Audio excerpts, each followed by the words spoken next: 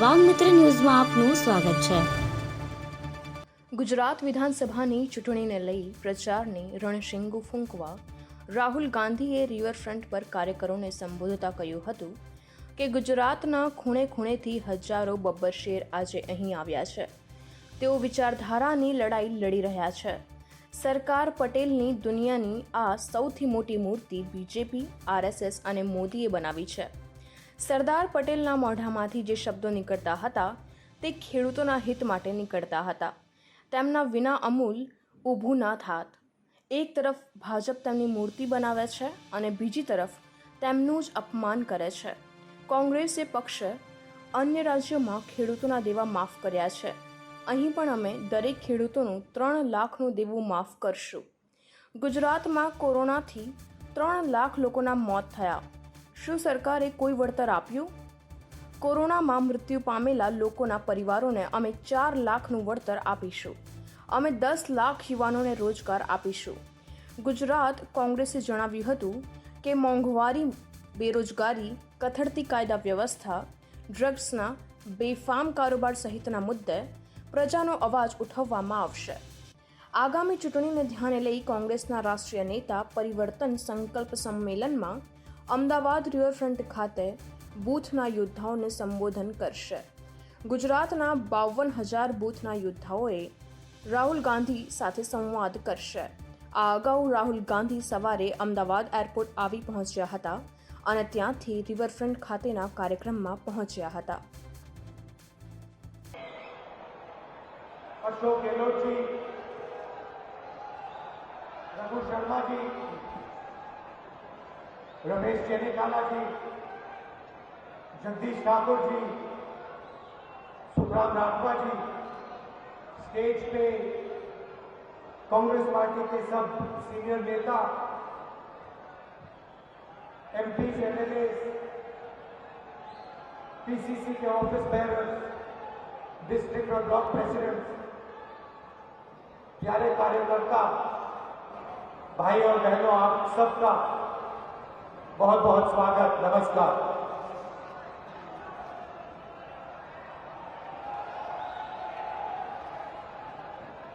Press के हमारे मित्रों, आपका भी यहां स्वागत।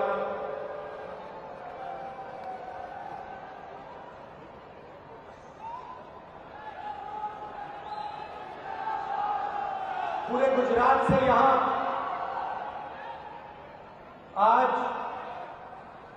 कांग्रेस के कार्यकर्ता आए हैं।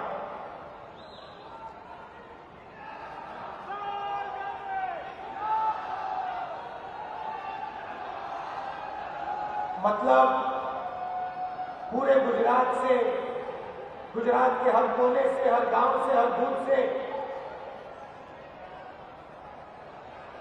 हजारों बब्बर शेर यहां आ जाए।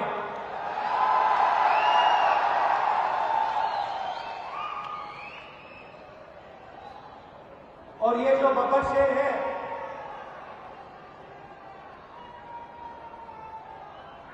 ये एक विचारधारा के लिए लड़ते हैं। ये आम बब्बर शेर नहीं है कि किसी भी चीज के लिए लड़ जाए। ये विचारधारा की लड़ाई लड़ते हैं। और मैं जानता हूं कि यहां गुजरात में 25 साल से आप क्या सह रहे हो, मैं समझता हूं। आपकी लड़ाई एक राजनीतिक पार्टी से नहीं है।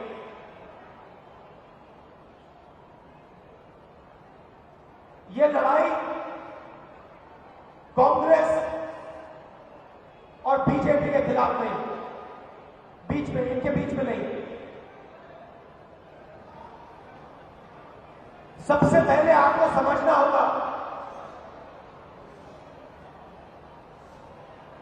कि आप किस चीज के खिलाफ लड़ रहे हो, किसके खिलाफ लड़ रहे हो।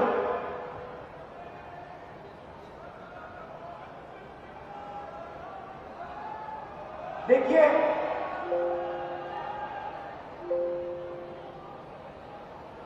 सरदार पटेल जी की बीजेपी ने मूर्ति बनाई। सरदार पटेल जी की दुनिया में सबसे बड़ी मूर्ति बीजेपी, नरेंद्र मोदी जी और आरएसएस के लोगों ने बनाई। सही? सरदार पटेल जी थे क्या? उन्होंने अपनी जिंदगी किन लोगों के लिए दी?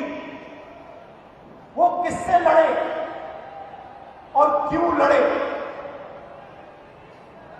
सबसे पहले सरदार पटेल जी सिर्फ एक व्यक्ति नहीं थे। आपने उनकी शरीर की मूर्ति बनाई, मगर वो सिर्फ एक व्यक्ति नहीं थे, वो गुजरात और हिंदुस्तान की किसानों की आवाज थे। मतलब जो भी उनके मुंह से निकलता था, जो भी उनके मुंह से निकलता था, वो गुजरात और हिंदुस्तान के किसानों के हित के लिए निकलता था। अगर आप सरदार से पटेल जी को पढ़ोगे, उनके भाषण सुनोगे, उन भाषणों में किसानों के खिलाफ उन्होंने अपनी पूरी जिंदगी में एक शब्द नहीं कहा।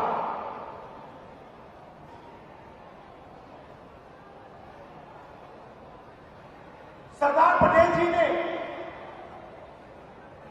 गुजरात के जो इंस्टीट्यूशंस थे, लोकतांत्रिक इंस्टीट्यूशन, संस्थाएं,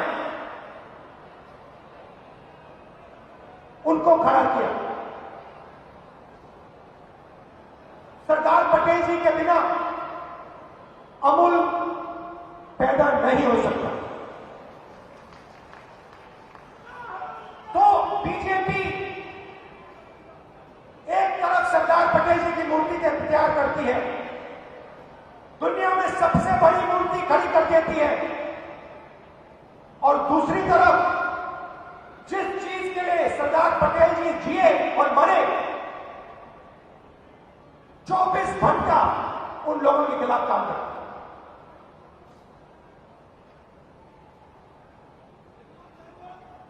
तीन काले कानून लाए। आप मुझे समझा दो, तीन कानून लाए, किसानों से उनका हक छीना। पूरे देश के किसान बाहर आ गए, खड़े हो गए सड़क पे, और बीजेपी कहती है कि हम किसानों के हित के लिए कर रहे हैं। एक तरफ सरदार पटेल जी की मूर्ति, और दूसरी तरफ जिस चीज के लिए सरदार पटेल जी पूरी जिंदगी लड़े, जिन लोगों के लिए सरदार पटेल जी जिन लोगों के लिए उन्होंने अपनी पूरी जिंदगी दी, उन पर आक्रमण कर लो। मूर्ति का क्या मतलब है? गुजरात में सबसे बड़े उद्योगपतियों का कर्जा माफ हो सकता है, मगर किसानों का कर्जा कभी नहीं हो सकता माफ।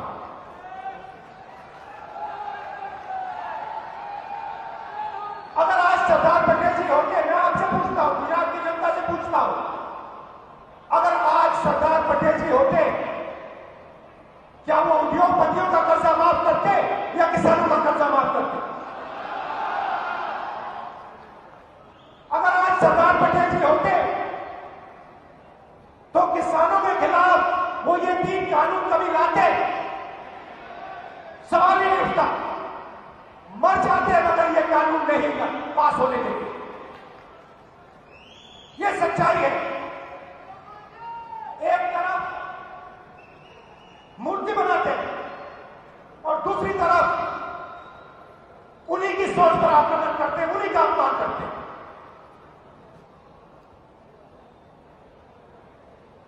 कांग्रेस पार्टी ने छत्तीसगढ़ पंजाब में, कर्नाटक में किसानों का कर्जा माफ किया।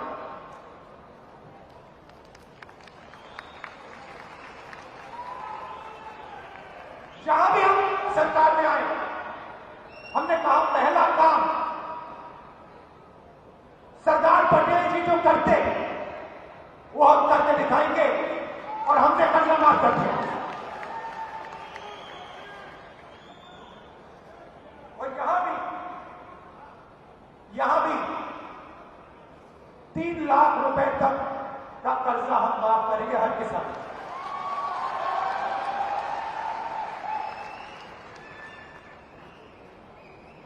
आप देखिए, मैंने आपसे पहले कहा आप लड़ किसके खिलाफ है। आमतौर से लोकतंत्र में राजनीतिक पार्टियों के बीच में लड़ाई होती है। कांग्रेस और बीजेपी पार्टियों के बीच में होती है। और जो प्रदेश के देश के जो इंस्टीट्यूशंस होते हैं, संस्थाएं होती हैं, आमतौर से ये न्यूट्रल रहती है। ये अंपायर का काम करती है। चाहे वो पुलिस हो, इलेक्शन कमीशन हो, मीडिया हो, बाकी जो इंस्टीट्यूशंस होते हैं, संस्थाएं होती हैं, ये अंपायर का काम करती है। मगर गुजरात में जिन संस्थाओं को सरदार पटेल जी ने बनाया, जिन संस्थाओं की नींव सरदार पटेल ने रखी थी, चाहे वो पुलिस हो, चाहे वो मीडिया हो, चाहे वो जुडिशरी हो, चाहे वो विधानसभा हो, इन सब संस्थाओं को बीजेपी ने कैप्चर कर दिया है, कंट्रोल कर दिया। मतलब यहां पे आप एक राजनीतिक पार्टी से नहीं लड़ रहे हो, यहां पे आप गुजरात का जो प्रदेश है उसकी हर एक संस्था के खिलाफ, मीडिया के खिलाफ, आमतौर से मीडिया ऑपोजिशन के साथ रहता ना, आमतौर से मीडिया ऑपोजिशन के साथ रहता है। मगर ना, ये बेचारे यहां आते हैं, इनकी गलती नहीं है, इनको सच्चाई दिख रही है, मगर इनको जो मालिक जो पीछे बैठे हैं, जो इनके मालिक पीछे बैठे हैं, वो कहते हैं भैया देखो मुद्रा पोर्ट में ड्रग्स मिले, इसके बारे में ज्यादा कुछ बोलना मत। भाई और बहनों, गुजरात ड्रग्स का सेंटर बन गया है, ड्रग्स का सेंटर बन गया है। और सारे के सारे ड्रग्स इसी मुद्रा पोर्ट से निकल रहे हैं, मगर आपकी सरकार यहां पे कोई कार्रवाई नहीं कर रही। मैं आपसे पूछना चाहता हूं, कार्रवाई क्यों नहीं हो रही है? क्या कारण है? नहीं, जोर से बोलिए, क्या कारण है?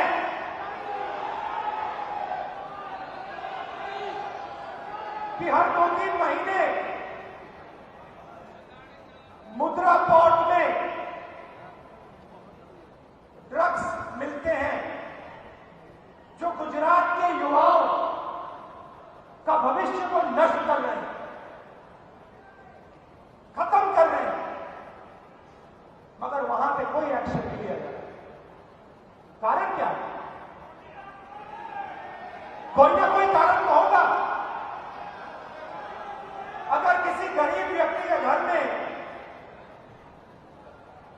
पुलिस वाले ड्रग्स ढूंढ लें, 2 लाठी मार के जेल में कर देते हैं, सही बात है, 2 लाठी मार के अंदर कर देंगे। मगर अगर हजारों करोड़ रुपए के ड्रग्स मुद्रा पोर्ट में मिले, पुलिस कोई कार्रवाई नहीं करेगी। गुजरात मॉडल,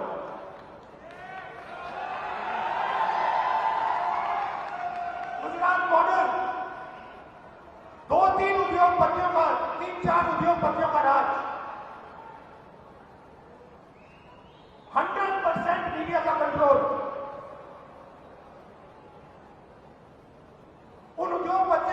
जितनी भी जमीन चाहिए 2 मिनट में सरकार उनको दे देगी। मगर अगर गुजरात का गरीब हाथ जोड़ के, आदिवासी हाथ जोड़ के थोड़ी सी जमीन मांगे, सवाल नहीं उठता, जितना चिल्लाना है कुछ नहीं मिलेगा। भाइयों बहनों, बिजली के रेट गुजरात में हिंदुस्तान में सबसे ज्यादा है। नेक्सस है, वही 2-3 कंपनियां हैं, वही नाम है, आपके जेब में से पैसा निकलता है, सीधा उन्हीं 2-3 उद्योगपतियों के जेब में जाता है। और ये आप सालों से देख रहे हो। लोकतंत्र पर आक्रमण, गुजरात की जनता पर आक्रमण, कोई कुछ बोल नहीं सकता। गुजरात एक स्टेट है जहां पे आंदोलन के लिए परमिशन लेनी पड़ती है, आंदोलन के लिए परमिशन लेनी पड़ती है। जिसके खिलाफ आप आंदोलन करोगे उसको परमिशन देनी पड़ेगी पहले आंदोलन करने से। यह है गुजरात। और आपने पूरे हिंदुस्तान को, अगर हिंदुस्तान के किसी भी व्यक्ति को व्यापार समझना हो, बिजनेस समझना हो, तो गुजरात उसको सिखा सकता है। आप सबसे आगे हो, मगर आपकी स्ट्रेंथ क्या थी, आपकी कॉम्पिटिटिव एडवांटेज क्या थी? बड़े अरबपति ने, स्मॉल और मीडियम इंडस्ट्री आपकी स्ट्रेंथ है। जो छोटे व्यापारी होते हैं, मिडिल साइज व्यापारी होते हैं, वो आपकी स्ट्रेंथ है। आप मुझे बताइए, वो जो आपकी स्ट्रेंथ है उसका क्या हुआ? क्या गुजरात की सरकार जो छोटे व्यापारी होते हैं, स्मॉल और मीडियम बिजनेसेस होती है, क्या उनकी मदद करती है? नोटबंदी से जो छोटे व्यापारी हैं, मिडिल साइज व्यापारी हैं, उनको फायदा हुआ? आप किसी भी दुकानदार से पूछ लीजिए, आपको बताएंगे, सब के सब बताएंगे कि नोटबंदी ने हमें नष्ट कर दिया, गलत जीएसटी लागू की। वही सवाल आप फिर से पूछिए, किसी भी दुकानदार से पूछिए जीएसटी से आपका फायदा है या नुकसान, वो आपको बताएगा नुकसान, नुकसान, नुकसान। तो अगर किसानों को फायदा नहीं, मजदूरों को फायदा नहीं, छोटे व्यापारियों को फायदा नहीं, स्मॉल और मीडियम बिजनेस को फायदा नहीं, तो फायदा किसको? फायदा किसको? वही 3, 4, 5 बड़े उद्योगपतियों को। पूरा का पूरा गुजरात, आपका पूरा का पूरा प्रदेश उन्हीं 4-5 लोगों के हवाले कर दिया। एयरपोर्ट हो, पोर्ट हो, इंफ्रास्ट्रक्चर हो, टेलीकॉम हो, कुछ भी हो, पूरा का पूरा उनके हवाले कर दिया। यह आपकी सच्चाई है।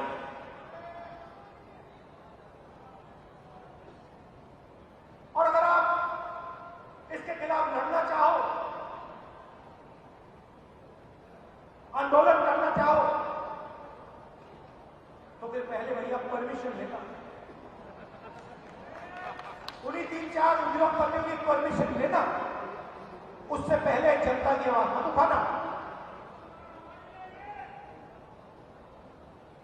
क्या सरदार पटेल जी ने अंग्रेजों से आंदोलन करने के लिए परमिशन लिया था?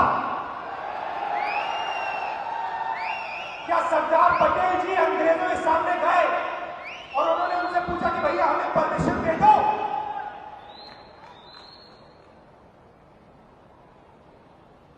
अगर आप सरदार पटेल जी से कहते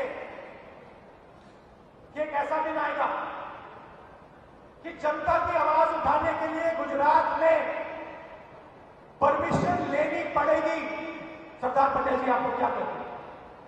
सरदार पटेल जी कहते उस सरकार को उठा के बाहर फेंको, निकालो।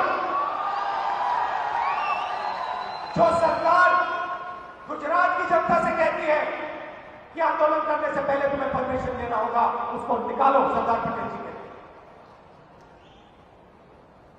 ये सच्चाई है। तो आप किसी एक राजनीतिक पार्टी से नहीं लड़ रहे, आप उसी विचारधारा से लड़ रहे हो जिसके खिलाफ सरदार पटेल जी लड़े और सरदार पटेल जी भी आपके जैसे कांग्रेस के कार्यकर्ता थे, कांग्रेस के नेता थे। पिछले चुनाव में मीडिया में मित्रों ने कहा था कांग्रेस पार्टी तो लड़ाई में नहीं, याद है आपको? कांग्रेस पार्टी तो लड़ाई में नहीं। मैसेज आया तो ऊपर से कह दो कांग्रेस पार्टी लड़ाई में नहीं। और 6 महीने में बीजेपी की हवा निकाल दिया। 6 महीने में आपने हवा निकाल दी।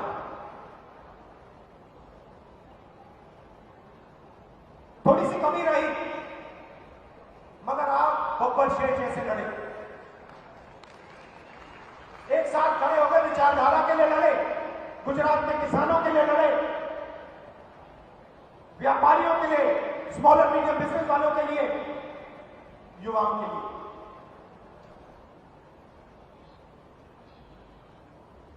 और वही इस बार होगा। देखिए, मीडिया कुछ भी कह ले और इनको कहना पड़ता है, इन बेचारों की गलती नहीं, ऊपर से ऑर्डर आता है। कुछ भी कह दे, मैं आपको बता रहा हूं कि गुजरात की जनता आपके साथ खड़ी हुई है। गुजरात की जनता तंग है, गुजरात की जनता गुस्से में है, दुखी है। बस आपको गुजरात की जनता के साथ खड़ा होना है और आपकी सरकार गुजरात की जनता की सरकार, गुजरात की आवाज की सरकार बनना है।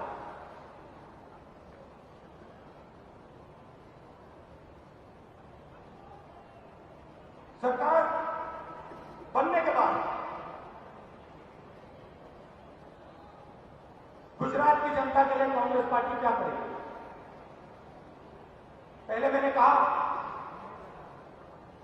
किसानों का कर्जा माफ करेगी 3 लाख रुपए, पहला काम। दूसरा काम, आपको याद होगा कोविड आया था, याद है? भूल गए? याद है ना? आपको मालूम है गुजरात में कितने लोगों की मृत्यु हुई?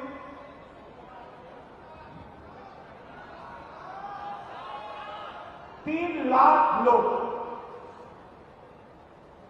3 लाख लोगों की मृत्यु हुई। आपने सोशल मीडिया पे, व्हाट्सएप पे, फेसबुक पे आपने देखा हो, अस्पताल के सामने आपने लोगों को देखा हो। क्या बीजेपी की सरकार ने कॉम्पनसेशन दिया?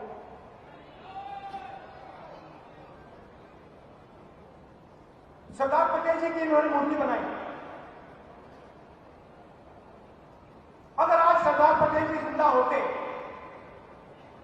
और आप उनसे पूछते, सरदार पटेल जी गुजरात में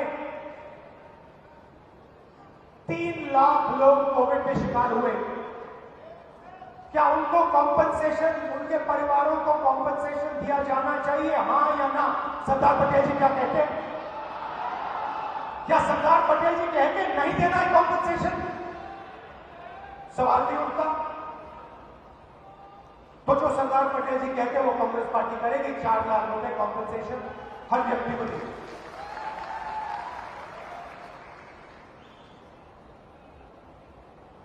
किसानों का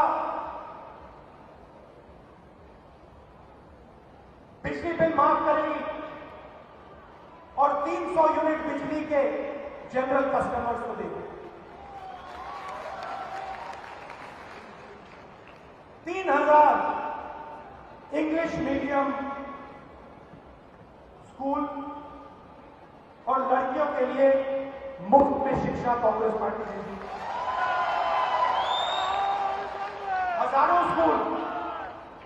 हजारों स्कूलों को बीजेपी की सरकार ने बंद किया है।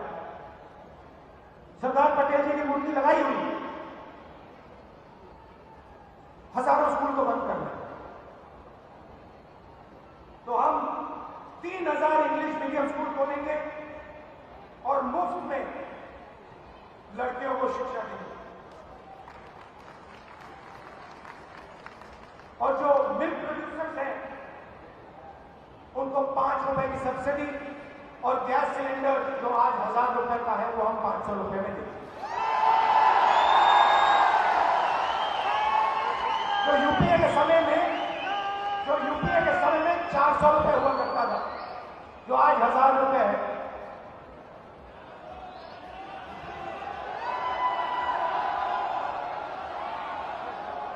और सबसे बड़ी चीज जिससे मैं खत्म करना चाहता हूं, बेरोजगारी और महंगाई।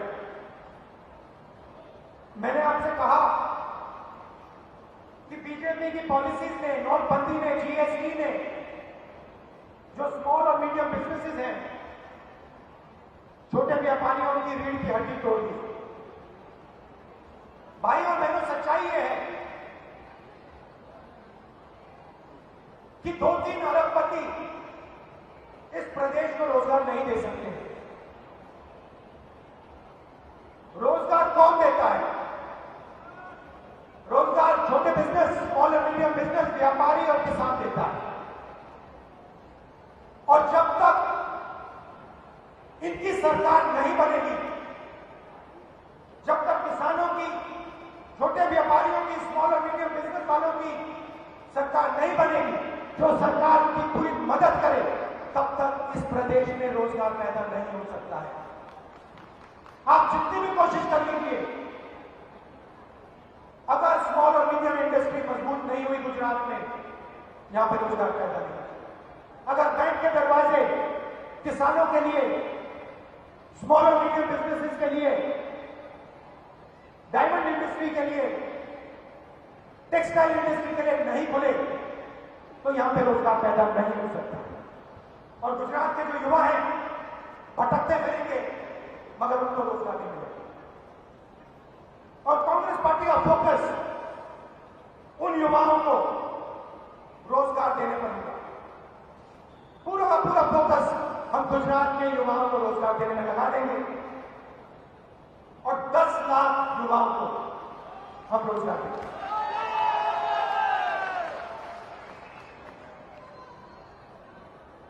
आपके सामने चुनाव है और मैं आपको बता रहा हूं, मैं पिछली बार भी आया था, इस बार भी आया हूं, मैं आपको बता रहा हूं, अगर आप लड़ गए, पिछली बार जैसे अगर आप लड़ गए, मैं आपको गारंटी देके कह रहा हूं, यहां पे कांग्रेस पार्टी की सरकार बनने जा रही है।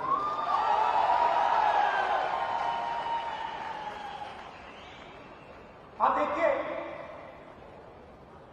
पिछले 5 साल में कितना भ्रष्टाचार हुआ है। आमतौर से क्रिकेट टीम में अगर एक प्लेयर फेल होता है, एक प्लेयर को हटा देते हैं। गुजरात की सरकार की जो टीम है, उसमें एक प्लेयर को नहीं, पूरी की पूरी टीम को हटाए फेंके। मतलब ये जानते हैं कि पिछले 5 सालों में इन्होंने गुजरात के लिए कुछ नहीं किया,